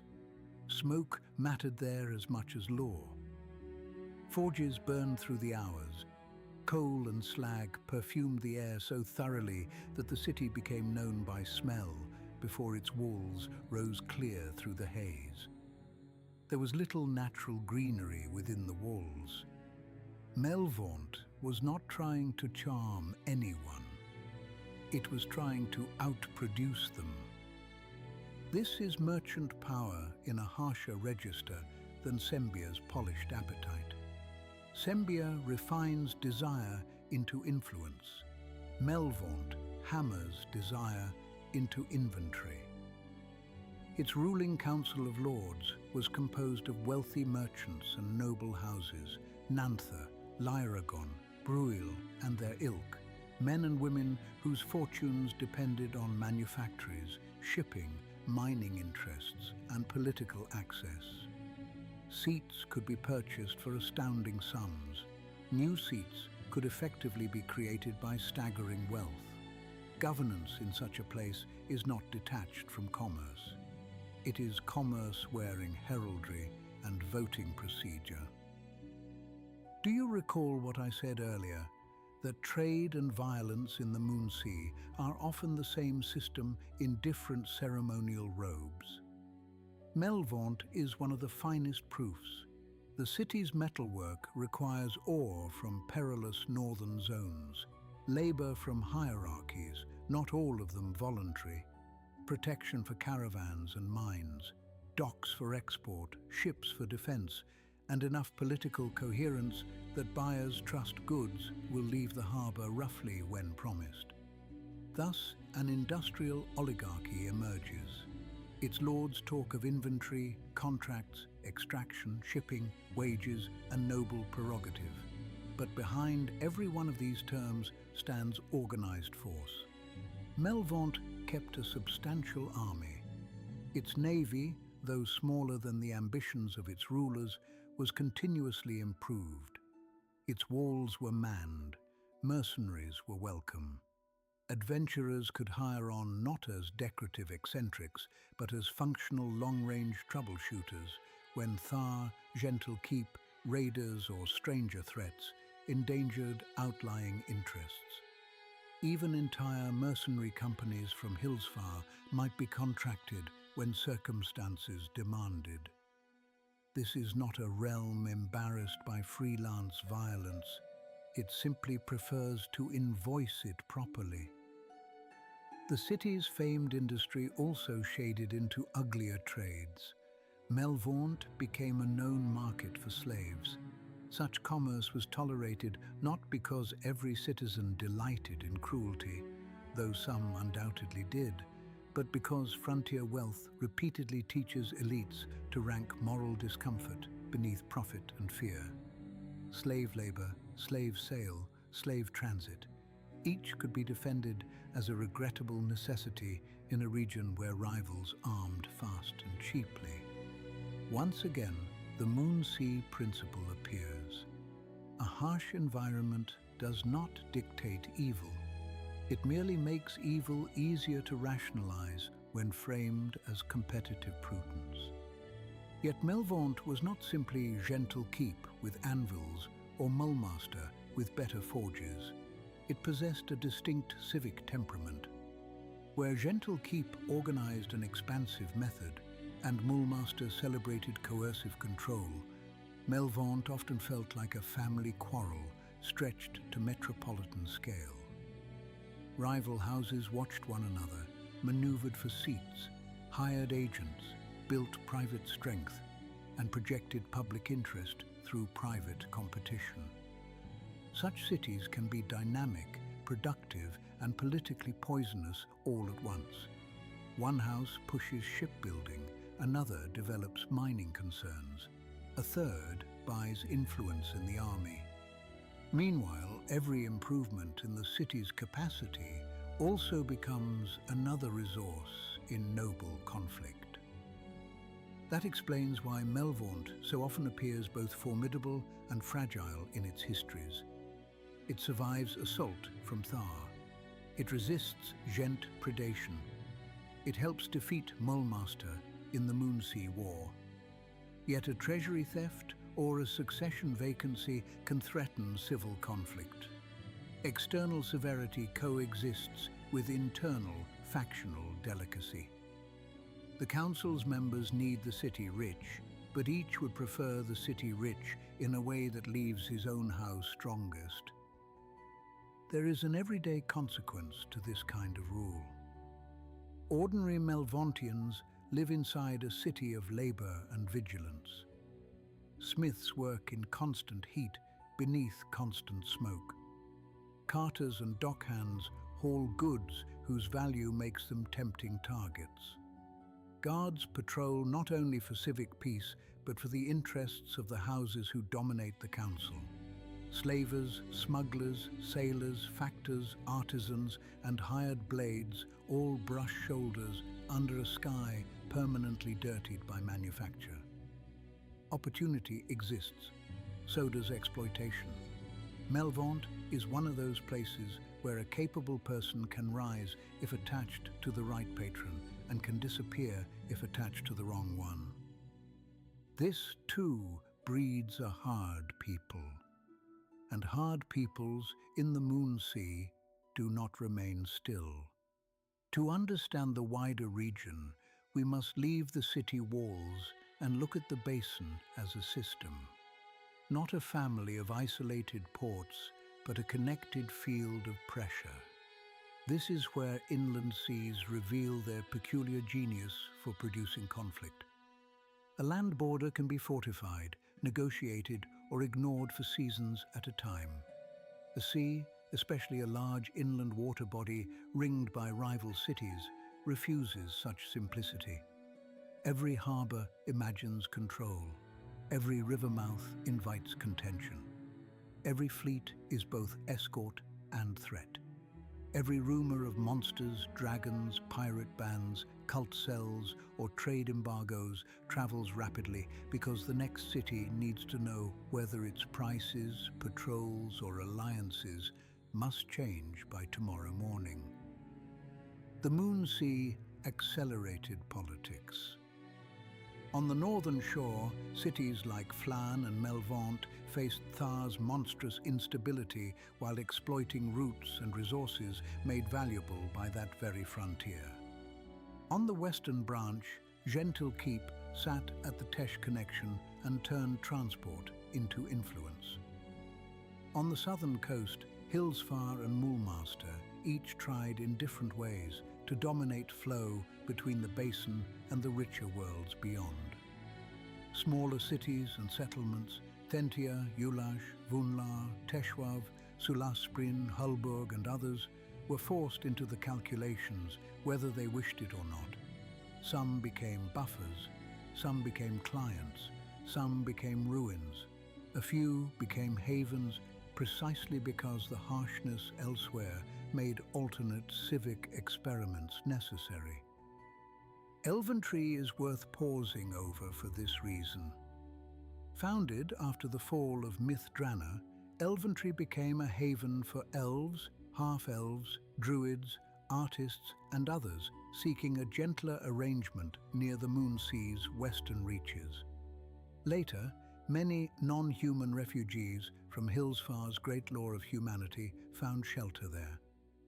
Elventree had little formal leadership and no appetite for the iron civic postures of its neighbours. Such places are often misdescribed as naive by admirers of force, yet their survival requires its own discipline. Elventree endured because it cultivated different strengths: community, selective openness, local knowledge, alliances, and the protective value of being just inconvenient enough for larger predators to postpone swallowing. I mention this because the Moonsea is not morally monochrome. It produces tyrants, yes, but also countercultures sharpened by proximity to tyranny. If Hillsfar taught expelled folk what mercantile lawlessness in uniform looked like, Elventree taught that small havens could preserve other social possibilities, even if always under pressure. Likewise, Thentia remained comparatively small and militarily weaker than its more infamous neighbours, yet retained independence and strong trade in a harsh climate. Hulburg, though repeatedly ruined, represented the stubborn desire to hold civilization on dangerous northeastern shores. Sula Sprinn, before its catastrophic collapse in 1307 DR, showed how even significant Moonsea cities might be erased not merely by open war, but by the compounded malice of drow revenge, beholder manipulation, and geological sabotage. That catastrophe deserves remembrance. A city was not merely defeated, it was swallowed. The Moonsea does not let its people forget that the ground itself may prove disloyal. When you live among such examples, what kind of politics becomes persuasive? Not gentle optimism, usually. Let us consider the Moonsea War of 1306, because it compresses the whole region's logic into a single episode. Mulmaster, seeking to control the River Lys and thereby the eastern commercial artery between the Moonsea and the Dragon Reach, imposed its will too openly. Flan, Hillsfar, Melvaunt, Sembia, and Gentlekeep allied against it. Already the moral absurdity is delicious. Cities that distrusted one another, cheated one another, raided one another, and prepared contingencies against one another united because choke point ambition had become intolerable. That is the Moonsea at its most honest. Common cause arises when a rival's appetite threatens everyone's margins of maneuver. Victory does not produce reconciliation. It produces a temporary resumption of competitive hostility after the most alarming contender has been checked. And almost immediately, the region was struck by further disaster. Ogres out of Thar had already overwhelmed Flan in 1303. Hulburg and Sulasprin suffered grievously in the period around the war. Dragons descended in the Dragon Run. Cities rebuilt while calculating whether neighbors might exploit their weakness. This is why Moonsea political memory grows so bitter. Just when one crisis ends, another arrives before civic trust can accumulate. Under such conditions, even cooperation becomes suspect, because every ally is also a future creditor. The rare collective project at the Citadel of the Raven briefly offered another possibility. Multiple Moonsea powers contributed to rebuilding and garrisoning the ancient fortress as a shared bulwark against northern threats. For a time, this looked almost like the beginnings of regional system. But because the Moonsea had no stable overarching legitimacy, the Citadel's shared command remained vulnerable to manipulation by the most patient and least scrupulous participant. Gent betrayal in 1355 shattered not only a fortress arrangement, but an idea that security cooperation might remain security cooperation once it became strategically exploitable. After that, suspicion thickened. Melvaunt renounced old forced alliances. Hillsfar maneuvered through its own authoritarian turn. Gentle Keep pushed harder. Mulmaster kept plotting. The common frontier authoritarian lesson became harder still. Never trust that shared defense will stay shared. Now we may return to the episode's central contrast: soldier cultures and merchant cultures. At first glance, the distinction seems simple. Gentle Keep and Hillsfar field famous standing or semi-standing forces, the Gentillar and Red Plumes. Mulmaster has its blades, battlemasters, watch, hawks and cloaks. Melvaunt has merchant lords, manufactories, contracts and hired mercenary capacity. Flann has councils, bounties, adventurers and reconstruction rather than relentless military ideology. Simple, yes. Accurate, no. For in the Moonsea, merchant cultures become martial with astonishing speed, and soldier cultures become commercial almost immediately. Hillsfar's mercantile centrality depends upon armed enforcement. Mulmaster's oligarchs understand choke points as financial assets first and military assets second, or perhaps both at once. Melvaunt's manufactories exist to serve markets, but those markets include war and its preparations. Gentle Keep's merchants became lords by raising walls and militias. Even Flann's reconstructive civic model depends upon the paid violence of adventurers and the saleable promise of reclaimed districts. This is why the user's outline phrase, though you did not hear it, of course, because I am speaking as one who keeps the shelves rather than as one who consults production notes. About trade and violence being the same system in different ceremonial robes is entirely apt. In the Moonsea, a merchant calculates protection, a general calculates supply, a priest calculates obedience, a wizard calculates threat. A city that fails to join these calculations perishes or becomes someone else's warehouse. What then of ordinary life? History's love councils, wars, and famous villains. But a region's true political character is best observed in the burdens placed upon unremarkable people. Imagine a farmer on the outskirts of Hillsfar, aware that his produce must enter markets governed by men who speak of trade as sacred, while treating entire categories of persons as removable inconveniences. Imagine a Melvauntian smelter coughing out another shift under smoke thick enough to make the moon look ashamed, knowing the weapons he hammers may defend his city tomorrow, or be sold to a lord whose men will extort his cousin at the docks next month. Imagine a Mulmaster apprentice mage discovering that talent is not emancipation, but conscription into the Brotherhood of the Cloak, where knowledge means surveillance and refusal means exile or death. Imagine a Flann shopkeeper trying to price goods in a district where one side of the wall is civilized by decree and the other by recent monster clearing.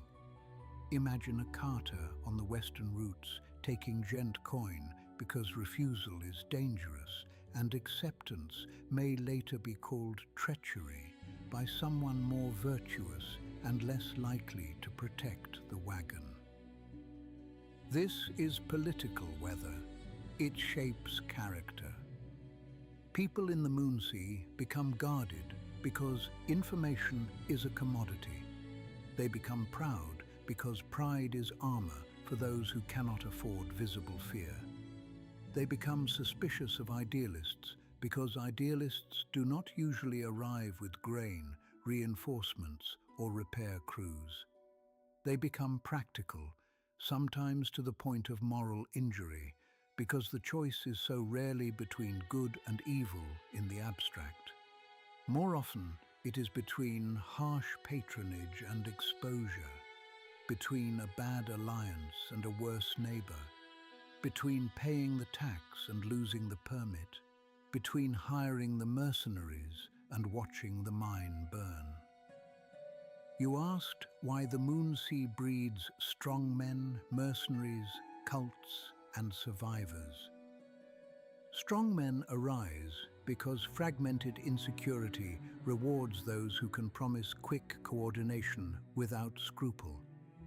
Mercenaries flourish because many states in the region are rich enough to need force, but not trusted enough to supply it solely through loyal citizenry. Cults take root because populations under stress crave power outside ordinary civic channels, and because frontier cities teem with resentments exploitable by gods, fiends, monsters, and charismatic frauds. Survivors multiply because anyone too soft, too slow, or too publicly innocent is at a perpetual disadvantage. This does not mean goodness vanishes.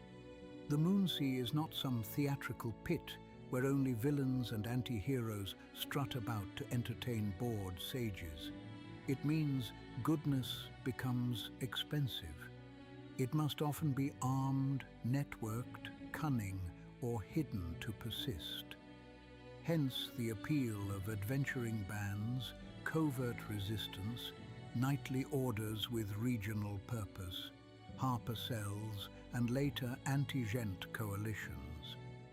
In softer lands, such groups may appear exceptional. In the Moonsea, they appear necessary. There is also the matter of memory.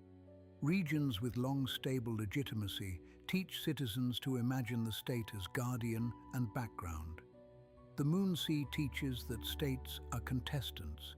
A city is not mother and father. It is a claimant, employer, tax collector, recruiter, fortifier, and occasional executioner. Neighbors are not fellow provinces. They are rivals whose friendship is measured in seasons and treaties signed under mutual exhaustion. Ruins are never far away.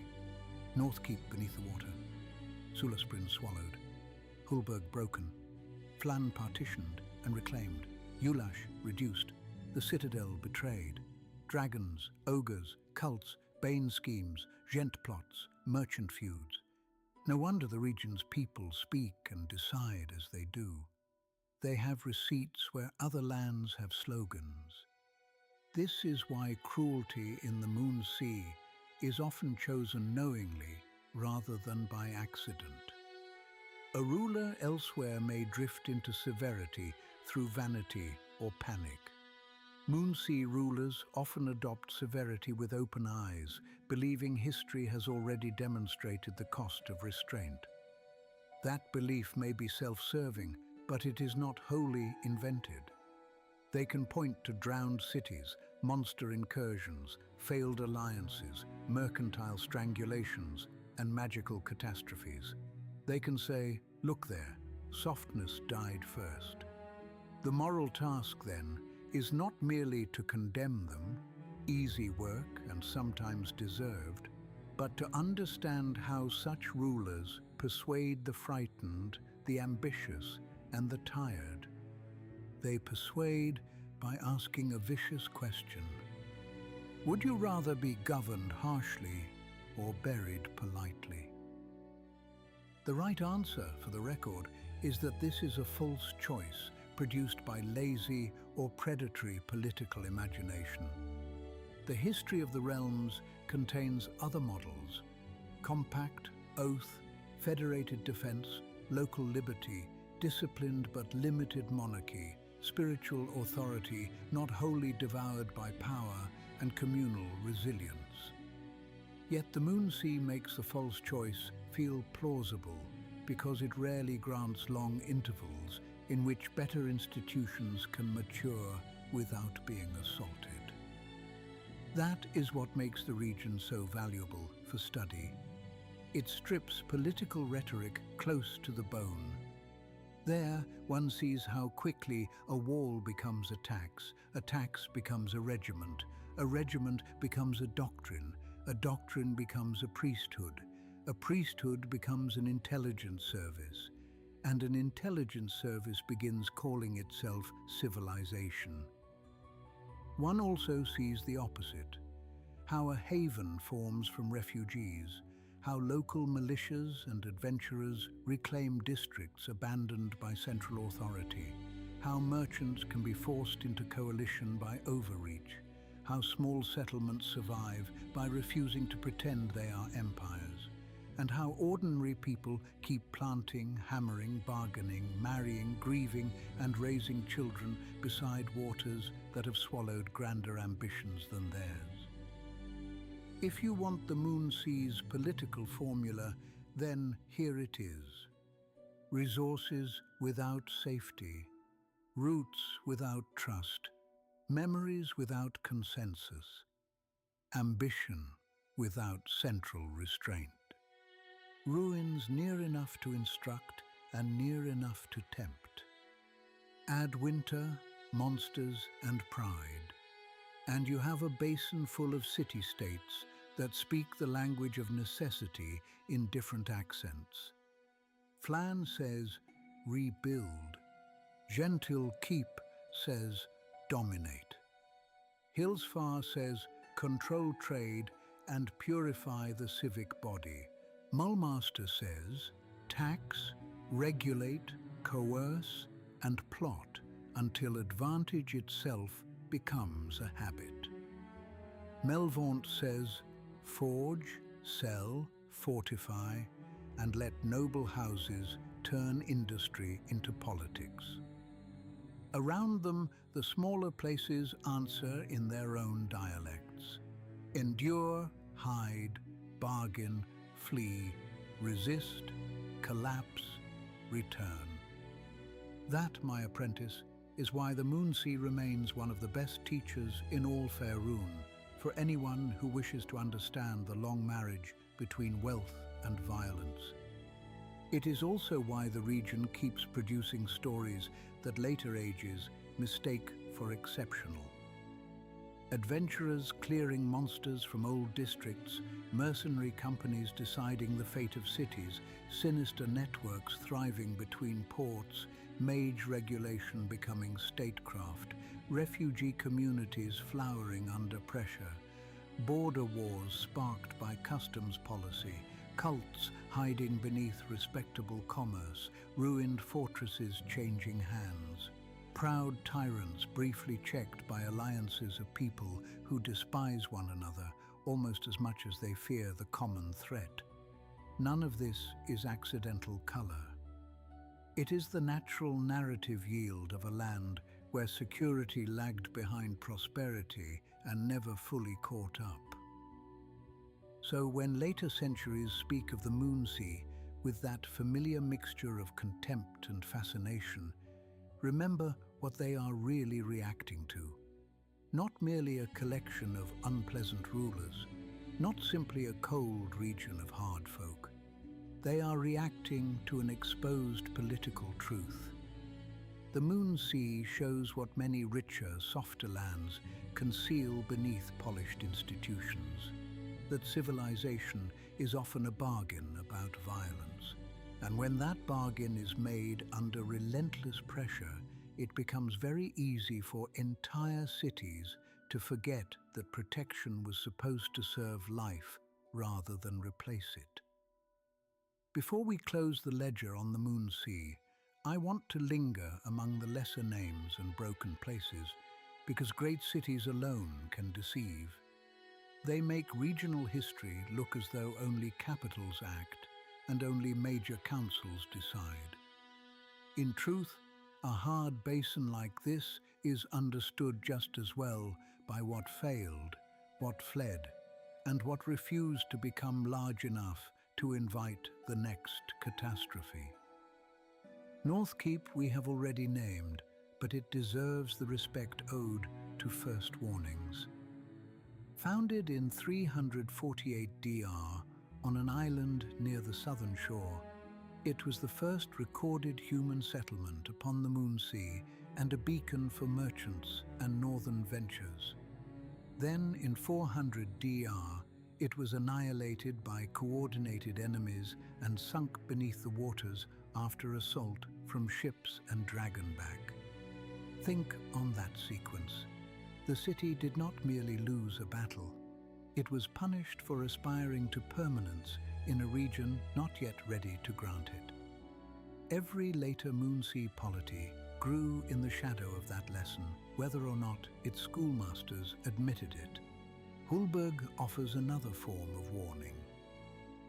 Positioned on the northeastern shore as a small but economically meaningful city dealing in timber, furs, silver and iron, it embodied the ambition to hold civilization against giants, humanoids, and the general malice of the northern reaches. Yet for much of the later 14th century, it lay largely in ruins, its surviving line enduring amid dereliction rather than command. Hulburg tells us that courage and good location are not enough. Frontiers consume optimism with terrifying efficiency when support networks fail. Sulasbrinn, more terrible still, became the lesson in unstable ground. Once a significant city, prosperous and stubborn, it suffered war, rebuilt, and then in 1307 DR collapsed into a sinkhole in minutes. Later chronicles preserve competing causes: Drow vengeance, beholder manipulation, Duergar tunneling, structural weakening. But that uncertainty only deepens the point. In the Moonsea, a city may fall not only because armies batter the walls, but because old enemies, subterranean roots, patient monsters, and geological frailty conspire beneath ordinary footsteps. Such a place teaches urban paranoia better than any sermon. Ulash, perched upon its plateau and declining across the centuries, likewise reminds us that not every city dies spectacularly. Some simply become less themselves year by year, more vulnerable to stronger neighbors, more useful to outside controllers, until destruction arrives to formalize what decay had already prepared. Thentia stands as a counterexample in miniature. Smaller, less overtly militarized, comparatively independent, proof that not every Moonsea settlement answered harsh conditions with maximal brutality. Yet even Thentia survived by watchfulness, trade acumen, and a clear understanding that weakness displayed too openly in this region would be interpreted as invitation.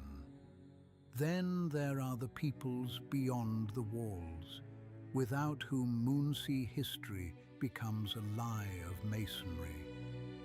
The barbarians of the Ride matter because they remind us that movement itself is a political mode.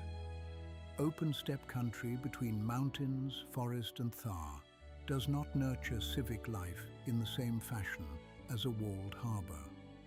It nurtures hard riders, seasonal calculation, quick violence, and a different relationship to land. Such peoples do not always found the largest cities, but they influence every city that trades, fights, scouts, or hires beyond its settled perimeter. A caravan lord who ignores the Ride's human geography deserves whatever becomes of his horses. The orcs, ogres, goblinoids, and other beastmen of Thar matter for more than the obvious reason that they raid, kill, burn, and terrify. They serve in Moonsea politics as recurring proof text. Every tyrant of the basin can point northward and say, "There, that is why I tax you, why I conscript you, why I arm early, why I trust little, why the wall must be repaired before the granary roof, why permits multiply, why patrols lengthen, why softness is treason." The threat is real. The uses to which the threat is put are political. The dwarves matter because the mineral wealth of the region and much of its subterranean inheritance depend upon them, whether through older realms like Sarfil or through later delvings such as Tethiamar. Human city-states on the Moonsea often behave as though mountains simply issue ore when adequately persuaded by tariffs. They do not. Mines require technique, memory, clan work, engineering, and at times the inherited knowledge of peoples older than the states selling the finished metal. Every sword exported from a smoke-choked harbour carries within it, somewhere in the chain, the labour traditions of folk whom the harbour lord may barely understand. The elves matter too, not because they ruled the basin in some uninterrupted ancient age. Many a human chronicler would prefer either to exaggerate that or erase it entirely, depending on present convenience. But because the region's southern and western edges were shaped by elven compacts, by Cormanthor's rise and fall, by trade with Mithdrana, by roads negotiated through old forests, and by refugee havens like Elventree. When Hillsfar later proclaimed human exclusivity, it was not inventing history, but amputating it. The half-orcs and mixed peoples matter because frontier polities are always messier in flesh than in law. Gentle Keep, in particular, demonstrates this. Hard systems that prize utility will often recruit those whom softer, respectable cities keep at the gate. This does not make the system just. It does mean that social composition and political morality do not align cleanly. A city can be inclusive by appetite and murderous by design. And then there are the adventurers. Yes, I can hear you before you ask. Why does the Moonsea produce so many? Why do ruined keeps, shadowed harbours, militia contracts, salvage rights, monster-clearing bounties, anti-gent resistance cells, escorted caravans, and sudden cult outbreaks seem always to be one conversation away? Because freelance power thrives where institutions are strong enough to pay, but not strong enough to solve everything themselves. This is the Moonsea's enduring gift to later ages. It keeps producing work. A reclaimed district still has undersellers. A trade route still crosses ogre country. A council still needs deniable hands. A noble house still wants a rival embarrassed. A harbour still hides contraband under legitimate invoices. A temple still hears rumours of a vanished patrol. A frontier fortress still contains older tunnels than the current garrison understands. A supposedly dead cult still has 3 survivors and a ledger. A ruined city still whispers profit to those wise enough to hesitate and foolish enough to proceed anyway. In softer regions, adventurers may seem like interruptions. In the Moonsea, they feel inevitable. This inevitability explains another aspect of the region's history, its strange intimacy with recurring evil. Gentarim influence returns because the material conditions that favored it never vanish entirely. Benign severity finds receptive hearers because fear remains easy to harvest. Smugglers prosper because tariffs and choke points invite them. Mercenary companies endure because every city wants strength without always raising more loyal citizens than its politics can safely absorb. Cults recur because stress, ambition, and ruin create spiritual vacancies that something darker is always eager to fill. So when you study the Moonsea, do not only watch the tyrants, watch the contractors, the caravan masters, the dockside priests, the hired blades, the disgraced heirs, the wardens of a half-fallen tower, the dwarven surveyor who knows an old shaft should not have reopened, the halfling refugee from Hillsfar, the cloak who hates his service but fears life beyond it, the sailor who has seen Sulasprin's false lighthouse, the village reeve who pays the wrong tribe this winter because the city cannot send troops until spring, and the child in Flan who grows up learning that a ruined quarter is not somewhere history happened, but somewhere work waits. That is the human scale on which the Moonsea's larger systems continue functioning. One final matter, and it is perhaps the sharpest.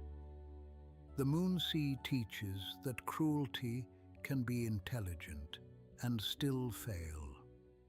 This should comfort you more than it does. Gentle Keep rose into regional terror and yet was checked, resisted, fractured by its own ambitions, and in later age brought to ruin. Mulmaster's plotting never converted the basin into stable empire. Hillsfar's exclusions did not make it morally clean or strategically serene. Melvaunt's industry and vigilance did not free it from factional weakness. Flan's repeated reconstructions did not finally domesticate danger. Even the broadest Gent ascendancy around the Moonsea in the later 14th century proved less permanent than its architects imagined. Hard methods purchase time. They do not purchase immunity from history. That, in fact, may be the region's sternest mercy. If the Moonsea truly rewarded only the harshest actors without remainder, it would be insufferable even to catalogue. But the basin keeps demonstrating limits. Overreach still provokes coalition. Betrayal still carries strategic costs. Predatory systems still generate enemies, refugees, saboteurs, and resistant memories. A city can seize a fortress and still fail to secure obedience. A tyrant can command a harbor and still wake to a dragon, a cult outbreak, an alliance he did not anticipate, or a rival who has finally finished counting his ammunition. This is why the Moonsea remains so politically useful for the wider study of Faerûn. It shows both the temptations of hard rule and their incompleteness. One cannot honestly say gentleness alone built those cities. It did not. Yet one also cannot say harshness solved the basin. It has not. The truth is more exacting. Survival there required force, foresight, trade discipline, strategic realism, and at times swift violence.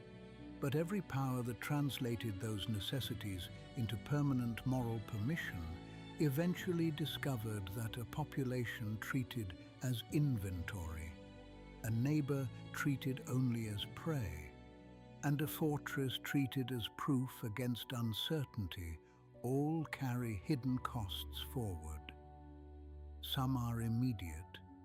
Some arrive generations later wearing another banner.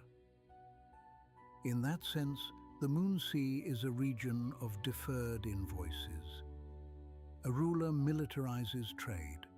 The invoice appears later as smuggling networks, mercenary dependency, and bribed officials. A city sanctifies exclusion. The invoice appears later as refugee communities, underground markets, cultural thinning, and enemies with excellent reasons to aid one's rivals. A harbor city treats every permit as taxable submission. The invoice appears later as corruption so normalized that true emergency response cannot distinguish public need from private leverage. A network like the Gentarim solves local insecurity by becoming supra-local coercion. The invoice appears later when every settlement that has ever needed the network also has a grudge prepared for the day weakness appears. And weakness always appears, so do not let anyone tell you the Moonsea proves tyranny works. It proves something subtler and more dangerous, that tyranny can work enough of the time, for long enough, under hard enough conditions, to become respectable to frightened people. That is a very different lesson, and one worth keeping under glass. It also proves that ruined wealth never ceases being politically active. A drowned city like Northkeep still shapes policy centuries after its fall. A swallowed city like Sulasbryn still warns sailors and tempts adventurers. Flan's broken districts still generate institutions of reclamation. The citadel of the Raven remains a symbol precisely because shared defense failed there so memorably. Ruin in the Moonsea is not scenic backdrop. It is continuing argument. This brings us back at last to the season's larger question of inheritance. Who inherited the Moonsea? Not one people, not one city, not one race, faith, or polity. The region was inherited by claimants, each partial, each frightened, each opportunistic, each burdened by older absences. Human cities inherited dwarven underworks they barely understood. Merchants inherited roads first carved for other powers and other purposes. Priests inherited public fears older than their current dogmas. Adventurers inherited bounties issued because councils could not fully police what they nominally ruled. Refugees inherited forests and roadside settlements after proud cities expelled them. Tyrants inherited precedents left by earlier tyrants and called them prudence. That is why the Moonsea feels so sharp in the hand. No civic form there is innocent of prior occupation, prior disaster, prior manipulation, or prior necessity. Every wall stands near an older warning. Every market rests atop an argument. Every army marches through someone else's memory. Next time, we turn eastward from this iron basin to study a people who also lived beside hard neighbors and great threats, yet answered them with a very different grammar of power. We go to Rashamen, to witches, masks, oaths, spirits, berserkers, and the stubborn, defiant intelligence of a land that survived not by becoming efficient in the style empires admire, but by becoming itself more completely than empire could digest. After the Moonsea's tyrants, merchants, soldiers, and smoke, it will do us good to stand where secrecy serves community rather than oligarchs, and where power wears ritual rather than merely uniform. The archive, as ever, remains open at taleofthelich.com. The website is live. Merch is coming soon. I continue to regard the prospect of grim inland sea tyrannies, drowned cities, soot-streaked oligarchs, and the slogans of mercantile brutality appearing upon shirts, mugs, and other mortal accessories with my usual combination of alarm, resignation, and archival curiosity. Still, if such objects carry one honest question from these stacks into one careless modern conversation, I shall count them useful contraband against forgetting. This episode was brought to you by Dharma Web Solutions. For clear, durable, maintainable web design and development, visit dharmawebsolutions.com. If you need structures that survive competing interests, rising complexity, repeated revisions, imperfect users, sudden growth, layered authority, and the ancient catastrophe known as reality touching the thing itself, choose builders who understand that upkeep is not a humiliation suffered after creation. It is creation continuing under pressure.